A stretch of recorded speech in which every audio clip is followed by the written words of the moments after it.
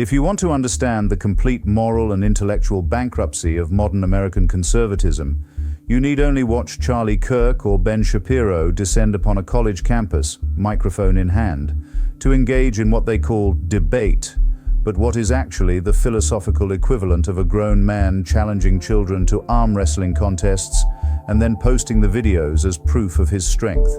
Here is the spectacle of adult propagandists, armed with talking points, media training, and years of practice, ambushing 19-year-olds between classes to create viral content from their confusion.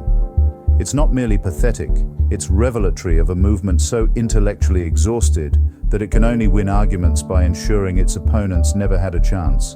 The format is always the same, as ritualized as kabuki, but without the artistry. The conservative pundit, invariably male, invariably smug, invariably speaking at twice normal speed to simulate intelligence, sets up his little table in a campus quad with a provocative sign, "Change my mind," or "Prove me wrong," or some other bad faith invitation that's actually a trap. Students walking to class, unprepared and unaware they're about to become content for the outrage machine, stop to engage.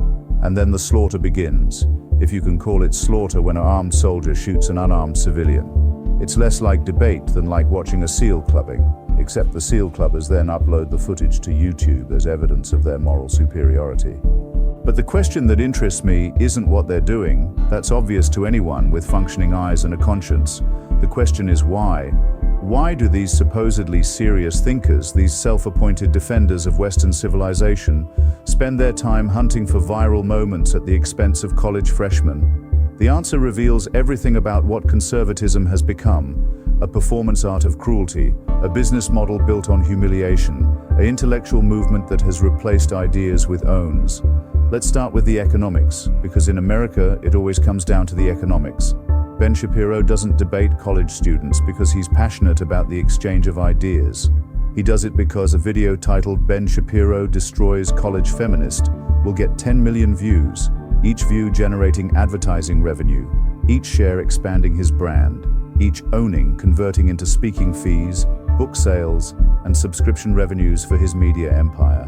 The college student isn't an interlocutor, she's raw material for content production.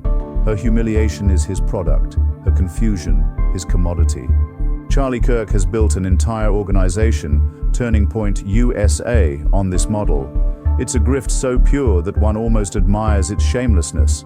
He takes money from fossil fuel billionaires, uses it to stage these campus confrontations, films the results, and then uses the footage to raise more money from people who get a dopamine hit from watching their enemies be destroyed. It's a perpetual motion machine of intellectual dishonesty, powered by the tears of undergraduates who made the mistake of thinking they were entering a good faith discussion. But the economic motive, while necessary, isn't sufficient to explain the phenomenon. There's something deeper at work, something psychological, something almost sexual in the way these men seek out these confrontations. Watch their faces when they win these debates. The flush of triumph, the barely suppressed smirk, the gleam of satisfaction. This isn't the joy of intellectual discovery, or even the pleasure of honest victory. It's the thrill of domination, the rush of bullying, the dark pleasure of making someone smaller than you feel small. Consider what they're actually doing. Grown men with media training and prepared arguments seeking out teenagers who are still forming their political views, still learning how to articulate their ideas, still developing their intellectual confidence. It's like watching a professional boxer challenge random people at a gym to fights, and then posting the knockouts as proof of his prowess. Except at least the boxer would be demonstrating actual skill. Kirk and Shapiro are demonstrating only that they can out-talk people who haven't spent years practicing talking for a living. The choice of venue is crucial. They don't go to faculty lounges to debate professors. They don't challenge experts in the fields they claim to understand. They don't even seek out the presidents of debate clubs or the editors of campus newspapers. They specifically target the unprepared, the walking to class, the grab between lectures. This isn't accidental. It's essential to the project. The entire enterprise depends on the asymmetry. A fair fight might result in actual thought, and actual thought is the enemy of what they're selling. What they're selling ultimately is the feeling of superiority without the work of becoming superior. Their audience, predominantly young men who feel displaced and disrespected, gets to watch someone who looks like them intellectually dominate someone who doesn't. Usually it's a woman, often a person of color, invariably someone coded as liberal or woke. The viewer gets to experience vicarious dominance, to feel smart without learning anything, to feel powerful without accomplishing anything. It's intellectual pornography, and like all pornography, it's about the simulation of an experience rather than the experience itself. This is why the debates follow such a rigid formula. The conservative asks a question designed to trap rather than illuminate. Can a man become a woman? Should we have open borders? Is America racist? These aren't invitations to discussion. They're grenades with the pins already pulled.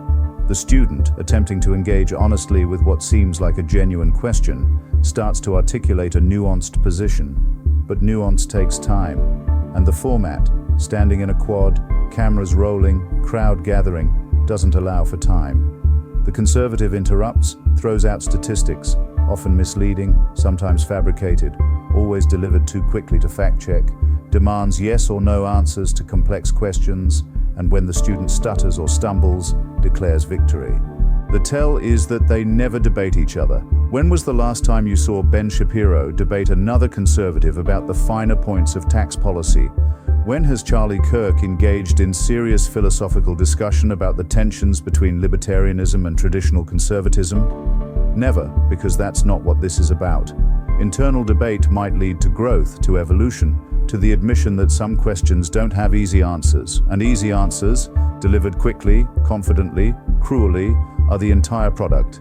The deeper tragedy is what this does to discourse itself.